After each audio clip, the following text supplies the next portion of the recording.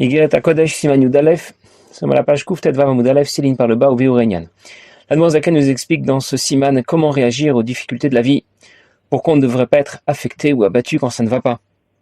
Tout un programme. Alors il s'adresse à nous, à la deuxième personne du singulier, la Skil Chavina, comme pour nous dire qu'il s'adresse personnellement à chacun de nous et que nous sommes tous bien concernés par le développement que présente l'Admour Zaken dans Siman. Il a commencé par nous dire que la lumière de Dieu ne brille pas en direction de celui qui recherche à profiter de la vie. On ne peut pas cumuler à associer, rechercher, souhaiter la réussite et la largesse matérielle, et en même temps, souhaiter, rechercher la réussite et la largesse spirituelle. Le problème, c'est ce qui compte vraiment pour toi. Même si de son côté, Dieu peut tout à fait t'offrir la réussite dans tous les domaines, dans l'étude de la Torah, la pratique des mitzvot, la diffusion de valeurs du judaïsme et la réussite matérielle. Mais toi, tu ne peux pas être en même temps intéressé, passionné par le sport, les vacances, l'argent ou la carrière, et en même temps vivre ton judaïsme avec passion et enthousiasme, avec une grande flamme. La question est de savoir, qu'est-ce que tu recherches vraiment dans la vie? Comment réaliser sincèrement et honnêtement ce qui compte vraiment pour moi? C'est très simple. Je n'ai qu'à considérer comment je réagis quand il me manque quelque chose. Si j'aspire à une vie bien remplie, pleine de confort, c'est que je n'aspire pas à une vie pleine de spiritualité. Ça ne colle pas ensemble. Ça ne fonctionne pas ensemble. Pourquoi? Parce qu'en réalité, il n'y a rien d'autre que Dieu. Hashem Echad, Ein Od Milvado. Et s'il n'y a vraiment rien d'autre que Dieu, s'il n'y a vraiment que Torah et Mitzvot qui comptent vraiment pour nous, alors on ne devrait pas s'intéresser à autre chose et être affecté par quoi que ce soit. Si autre chose me passionne, l'argent, les loisirs, l'art, c'est que finalement, il n'y a pas que Dieu pour moi. Même si je vais déclarer 2 fois par jour avec la main sur les yeux, Hashem Echad, ce n'est qu'une belle déclaration. J'enlève la main de mes yeux et c'est fini. Moi aussi, je suis là. Il faut compter avec moi avec ce que je veux et ce qui me plaît. Du coup, il n'y a pas que Dieu. Le Ein Od Milvado ne tient pas. Hashem Echad, tu vois bien que t'es pas vraiment sérieux, que t'es pas vraiment sincère. Et je saurai réellement ce qui m'intéresse dans la vie en considérant quelle sera ma réaction quand justement quelque chose va me manquer. Alors l'Admour Zaken a rapporté une Mishnah, Pirkei Avot, qui dit Batel Retzoncha, efface ta volonté. Il nous dit que notre volonté doit s'effacer. Il ne s'agit pas seulement d'obéir, bien sûr, mais d'effacer complètement notre volonté. Évacuer tout ce que je souhaite, tout ce dont j'ai envie, Batel Retzoncha, afin de ne plus avoir d'autre volonté que celle de Dieu.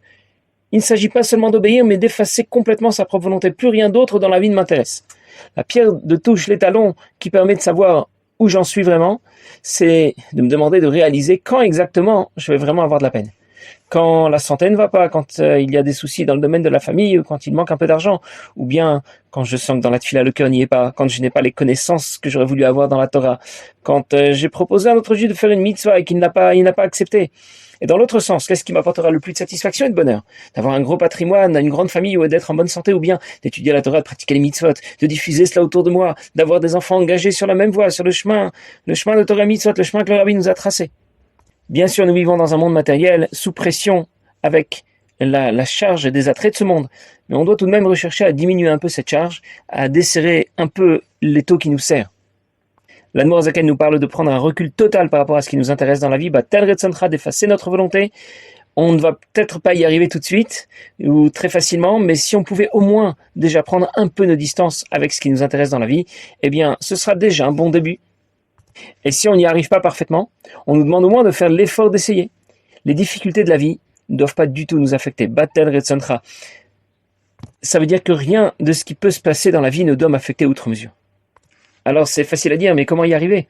L'Admour Zaken poursuit son développement et nous explique que nous devons prendre conscience que rien ne se produit dans la création sans l'intervention de Dieu, que rien n'échappe à son contrôle. Il a un contrôle total et absolu de tout ce qui se passe dans la création, et nous devons aussi réaliser que Dieu n'apporte que le bien à la création, jamais de mal. Même si je vis certains événements comme des événements malheureux, je dois comprendre que c'est ma vision qui n'est pas une vision correcte. Il ne s'agit pas seulement d'accepter les soucis de la vie avec philosophie. Dans l'écoute à Marim, l'Admour Zaken rapportait l'exemple d'un roi qui vient lui-même nettoyer les saletés de son fils. L'enfant n'est pas à l'aise, l'eau est parfois trop chaude ou trop froide, il faut frotter, ça fait mal, il pleure. Mais on comprend que c'est pour son bien, c'est un mal pour un bien.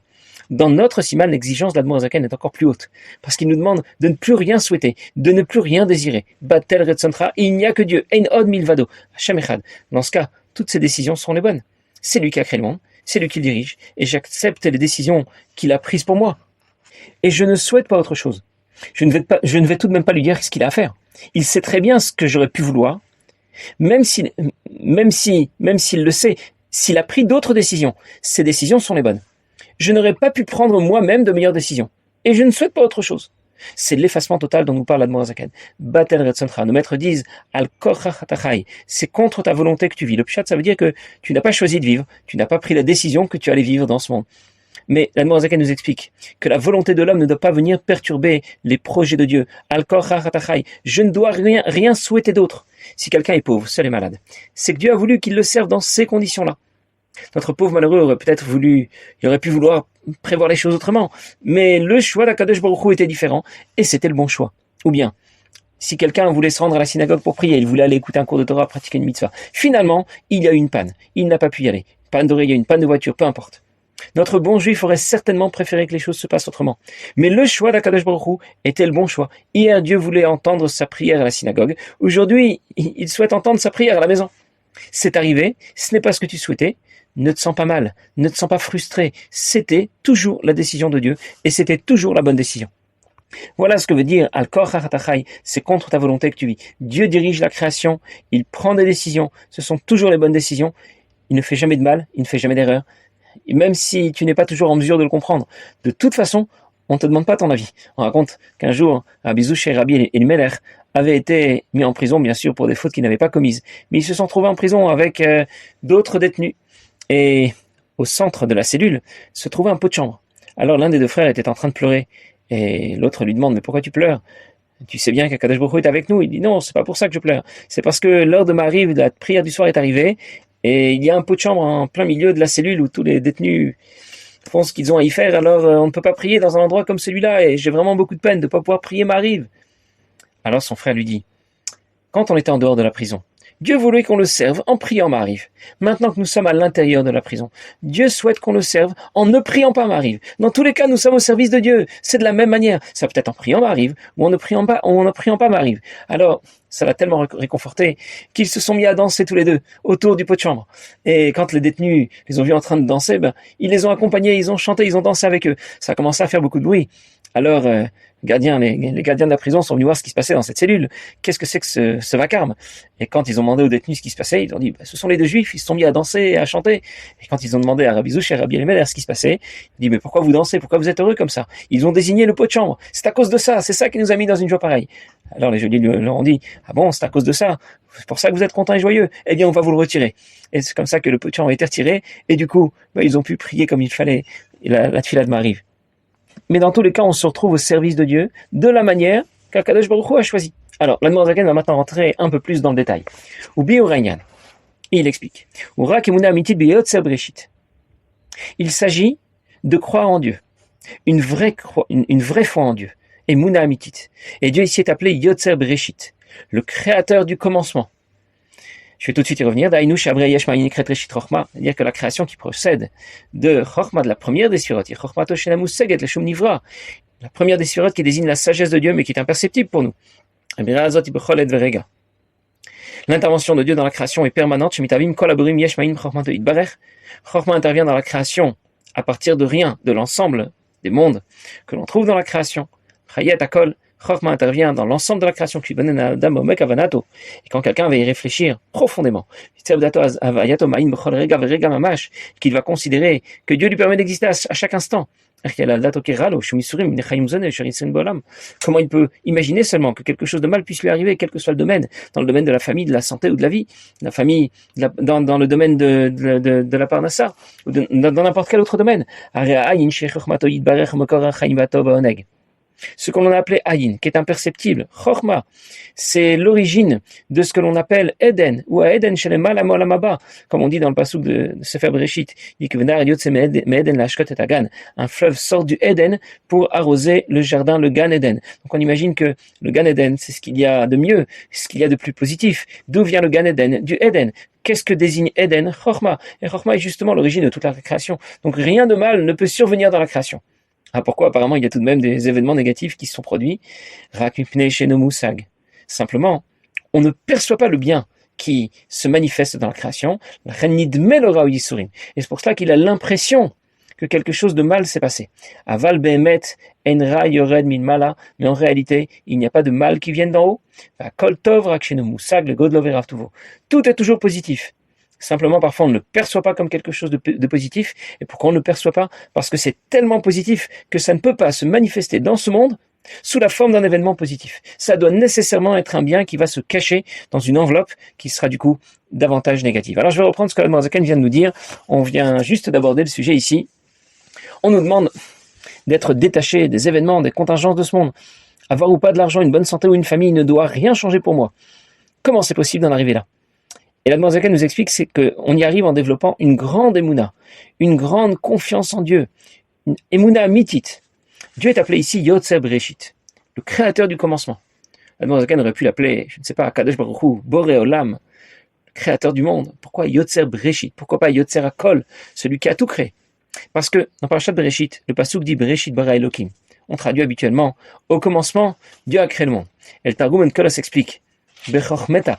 Chormeta, ça veut dire avec sagesse. Reshit ne veut pas seulement dire le commencement. Reshit désigne la première des sphirotes. Parce que le début de cette paracha raconte, en première lecture, comment le monde a été créé. Mais elle fait aussi allusion à la création de l'ensemble du système qui dépasse notre monde, qui est au-delà de notre monde. Depuis la première des sphirotes, la première sphira que l'on appelle Chorma. À ce niveau du Seder Ishtalchelut, de l'enchaînement des sphirotes, le mal n'existe pas.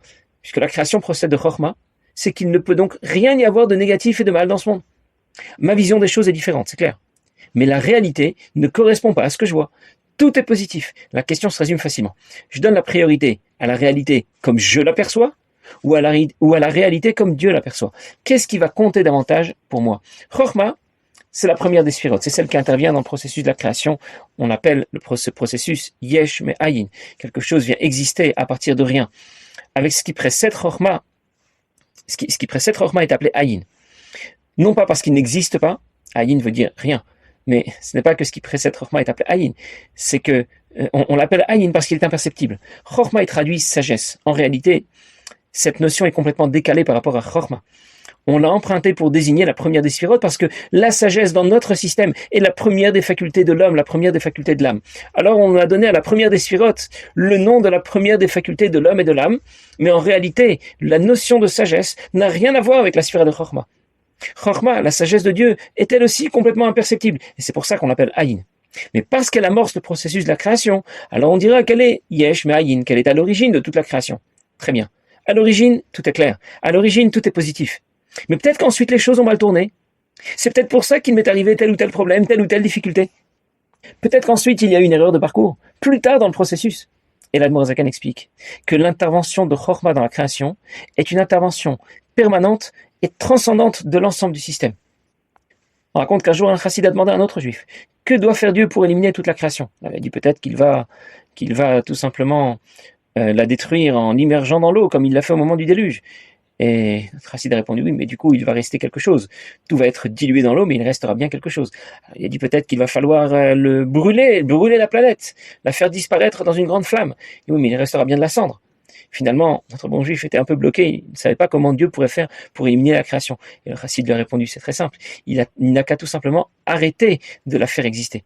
Quand Dieu a voulu détruire l'humanité à l'époque du déluge, il n'avait pas besoin de 40 jours, de demander à Noir de construire une teva. Il aurait pu procéder comme à l'époque des Égyptiens. À minuit, en un instant, tous les premiers-nés en Égypte sont morts. Il aurait pu procéder comme à l'époque de Nebuchadnezzar. Pour éliminer son armée et la décimer, Hachem envoie un malach qui fait le travail en une fraction de seconde. Si Dieu voulait détruire l'humanité à l'époque du déluge, il aurait pu procéder de la même manière. Pas besoin de 40 jours, pas besoin de construire un grand bateau. C'est que Dieu n'a jamais voulu détruire l'humanité au moment du déluge. Il a souhaité un changement, immerger le monde dans un grand mikvé pour le purifier. Un mikvé doit contenir un volume d'eau de 40 CA. C'est pour ça que le déluge a duré 40 jours. 40 jours, c'est le temps nécessaire pour opérer un changement, comme les 40 jours qui séparent Rosh Chodesh Elul de Yom Kippourim. S'il voulait simplement tout détruire, il aurait pu interrompre le fonctionnement de Chorma. Pour nous dire que Chorma n'est pas seulement l'origine de la création. Chorma intervient de façon permanente dans le processus de la création, et Chorma est aussi appelé Eden. Eden désigne ce qui amorce ce processus, mais sans lui appartenir vraiment. Le pasuk dit dans Bereshit. Venar yotzem Eden lashkot et agan. Il y a un fleuve qui sort du Eden pour arroser le jardin. Ça veut dire qu'il y avait un fleuve qui sortait d'un endroit que l'on appelait Eden et qui allait arroser le Gan Eden où Adam Rishon avait été créé. Le fleuve représente Bina.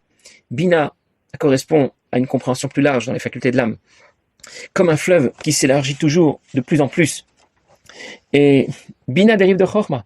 Chorma désigne ce qui précède et ce qui dépasse la création, et qui s'appelle donc Eden. Bina désigne ce qui dérive de Chorma et qui s'appelle Olam Haba. Conclusion. Rien de mal ne peut se produire dans ce monde dont l'origine est appelée Chorma Eden, qui est l'origine du Gan Eden. Et s'il s'y passe quelque chose de négatif, c'est que tout simplement je n'ai pas les bonnes lunettes pour apprécier cet événement. Alors je récapitule. Si je crois vraiment, si je suis vraiment persuadé que Dieu permet à la création d'exister à chaque instant, tout ne peut être que positif dans ce monde. Je ne vais jamais me plaindre, parce que je suis convaincu que tout vient de ce Eden de Chorma, même si mes yeux ont une perception différente. Alors choisis. Tu vas approcher les choses comme toi tu les vois ou comme Dieu les voit. Quelle est l'approche que tu vas choisir? Et bien sûr, on nous demande de nous rapprocher de la façon dont Dieu voit les choses. Et nous verrons à la fin du siman qu'en adoptant cette approche, le bien qui était caché auparavant finira par apparaître. On demande toujours à Kadosh Baruch Hu qu'il prenne de bonnes décisions pour nous, un bien clair et dévoilé. Mais si ce bien n'est pas clair et dévoilé, je suis au moins persuadé que dans l'absolu c'est bien. Tout est positif. Il va falloir bien y réfléchir, bien sûr. Et l'Admorazaken va nous guider dans cette réflexion. Mais nous verrons la suite la prochaine fois. Bezrat Hashem, passez une bonne journée.